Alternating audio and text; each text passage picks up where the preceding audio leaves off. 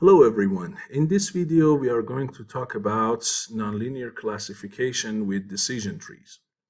So decision trees are like the 20 question game where you have to guess some object or something of interest, and then you have to narrow from all different things that you can say. You have to narrow it down with consecutive questions up to 20, and each time by these questions you want to get closer and closer to the final answer, and you want to reduce what we say the uncertainty, right, or add information about what it is that you have to guess.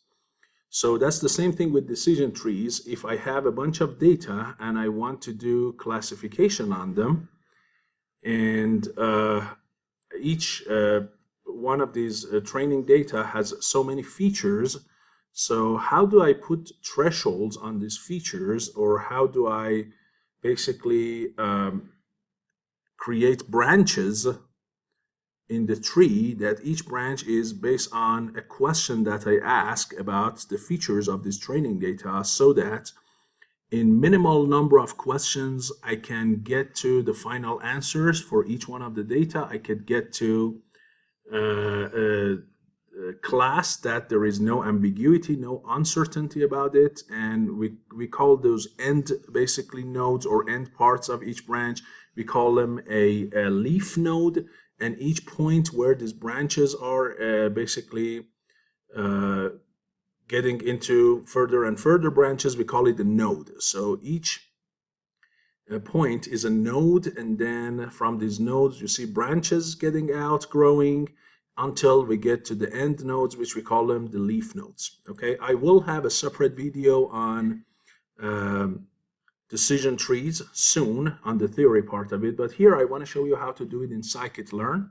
So here I have the iris data, like most of my other videos, and I have my data, I have my targets, I break it down into training and testing sets.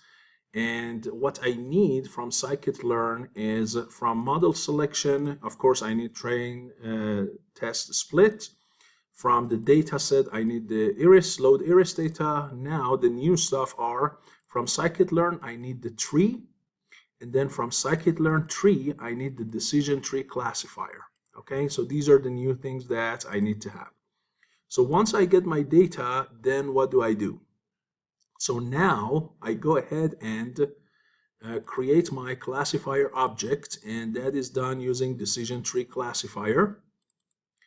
And then you pass to it the measure of information gain or uncertainty. So you can use the Gini measure, or you can use entropy or other measures. The default is Gini, and the definition, again, I will have it in one of my future or upcoming videos, but for a data set, you can define it as summation of 1 minus the probability for the outcome squared, right? And if you have a data set made of subsets, then you can basically divide the number of data in each subset by the total number and multiply it by the Gini of that subset and sum it all over subsets, right? So this is the Gini.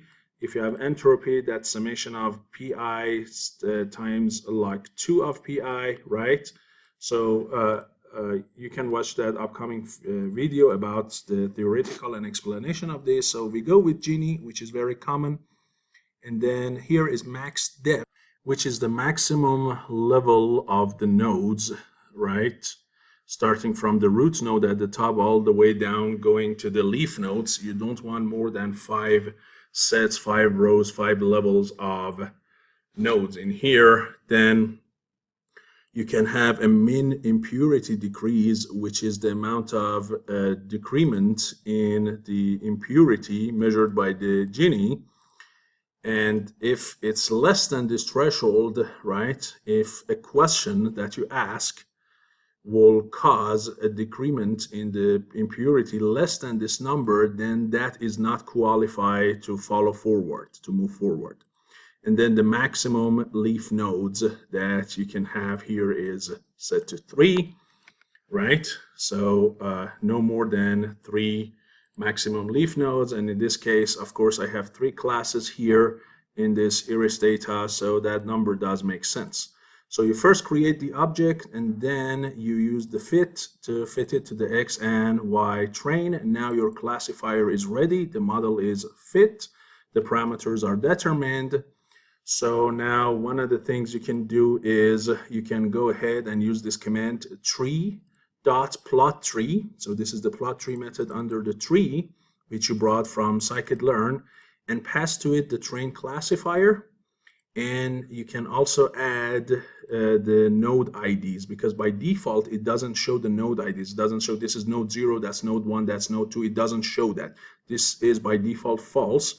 But if you make it true, it is now going to show the node IDs, what the number for each node as well on it, and then use PLT show to show the tree. And then here you can get some information about that decision tree and show them like what. For example, you can have the number of nodes, how many nodes this tree has, and you can get it from classifier.tree_.node_count. So here you can get the number of nodes, although you can see it in the tree, but if you want to use it for any processing, you can have it here. Then you can have children left and right by classifier.tree_, again, children_left, children_right. Now, what is left and what is right here? So the instances, when you ask a question, the instances that pass the criterion or pass the question, they will be on the right. Those who fail it will be on the left. Let me run this and then explain it through the picture. There we go. So this is your decision tree. As you know, there are 3 features, right? And here I start at node 0, which is called the root node. And then I go down all the way to these 3 leaf nodes, node 1, node 3, and node 4. And the first question I ask is whether the third feature here, or X number 3, right? Actually, I guess there are 4 features. I'm sorry, there are 4 features, not 3. There are 4 features. The last feature, whether it's less than or equal 0.8. If the answer is yes, I go here. If the answer is no, I go there. And then I call them node 1 and 2.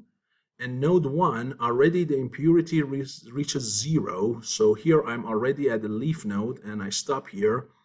But here I'm not, so I ask another question, whether the third feature is less than or equal 4.95, and again I get to very, very small Gini values that I can claim to be leaf nodes, and then I stop at the leaf nodes 3 or 4. So I have 3 leaf nodes, that's the root, and then these guys here on the left, right, are going to be node 1 and 3. Right, children, this is the root. So this is the children on the left for the first question, and the children on the left for second question is node 3. So nodes 1 and 3 are children on the left, and nodes 2 and 4 are children on the right, where those criterions were met. So you can get those, and then you can ask for the feature and threshold. Now let me show you the numbers. Maybe it's better to see the numbers here and match it with this. So first, remember, the first thing was number of the nodes, which is 5, clearly, as you can see. The next thing was children on what? On the left. And you see the children on the left are what? It's a 1, -1, 3, -1, -1. Those that are negative, they don't count, okay? So the nodes that you really have are 1 and what? 3, that you can see. The nodes on the right are 2 and 4. Again, the negatives do not count. So you have 2 and what? 4. These are the children on the right. Then you have feature, which you get it with classifier.tree_.feature. What does that mean, this feature? Let's take a look at that.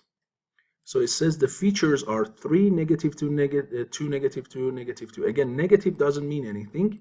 So what does that mean, 3 and 2? Means the feature that you put a threshold over. So the feature that first I used was feature 3, and then the next feature that I used was what? Feature number 2. And for nodes 1, 3, and 2, 3, and 4, I did not use any feature. But in node 0 and in node 2, I used which features? I used what? 3 and 2, and I put my criterion on 3 and 2. And finally, you have thresholds. what thresholds did you put on those features in your nodes? And again, if you look, the threshold I put on feature 3 was 0.8. Then in node 1, I didn't have any threshold. The threshold I use in node 2 is 4.95. And then on nodes 3 and node 4, again, nothing, because the numbers are negative, okay? So whenever you see -1 and -2 means there was nothing, okay? But these positive numbers are the thresholds, the features to be used, the children left, the children right, the number of nodes. And you see, in addition to the number of the node number that you see for each node, you see a node number, you see the question that was asked, if it was any, you see the Gini value at that level, you see the number of samples that you have at that level, and then what is value? So I explained that. Value is basically the number of each class that you have at that level, right? So I explained that for you here, that the value is what? The value is the number of samples that you see by class in that step. And by the way, if you look at the numbering of the nodes, you start at the root node with the number of 0, and then you go down row by row. So this is 0. Then when you go to the next row, then you have 1 and 2. You go from left to right, then you go 3 and 4. And as I said, value is the composition of the classes for this sample. So out of 112, 37 were class 1, 34 was class 2, and 41 were class 3. When I asked the first question, at node 1, I had perfectly 37 people from class 1, nothing from the 2 other classes. So you see here, everybody is from the same class. There is no ambiguity. If I say, hey, what class are you? Those samples, these 37 samples that I have in node 1, which class are you? They all are class 1. There is no chance of going wrong. So Gini is 0. On the other hand, those that did qualify, so didn't qualify weren't here, did qualify, now I have 75 samples left. And 75 plus 37 is 112. So the 75 that are left, now there is nothing from class 1 in them, but there is 34 on what? Class 2 and 41 on class 3. Now, how do I separate class 2 and 3? I ask for my x2, whether it's less than or equal 4.95. If it does work, and it is bigger than that, now look, I only have what? 1 for class 2 and 38 for class 3. And here, if it doesn't, then I have 33 for what? For class 2 and 3 for class 3. And the Ginis are so small that I can literally stop it here. Okay? The Gini is what? So small that I can stop it here. Although I can probably go down one more level and bring these guys to be only one number from one class and the 2 other numbers 0. So I can continue these with another question, but based on the criterion and everything that I provided, that's not going to go any further, right? Okay, especially for this one, definitely not going to go further, because my minimum number for a decrease in impurity is 0.1, and this guy is already at 0.05. So this guy is not going to go any further down. That one, you might be able to go further down, but then if you go further down, what's going to happen? So this is 1 leaf. This is what? 2 leaf nodes. And if this one is broken into 2 leaf nodes, then you have 1, 2, 3, 4 leaf nodes. But the maximum leaf nodes that you allowed is 3. So you see, this one is not allowing me to go any further down on this guy. For this one, the minimum impurity is not going to allow me to go down. Okay, so you can change these parameters and you can go one further level down. But again, remember, you have 3 classes, so having more than 3 leaf nodes is not super meaningful. So this is actually the best that you can get with this decision tree. So hopefully this is useful to you, and you learn how to create a decision tree, how to tune the parameters for it, or select the parameters for it, train it, show it, look at the numbers for it, and so on. And I'll see you in the next video. Thank you.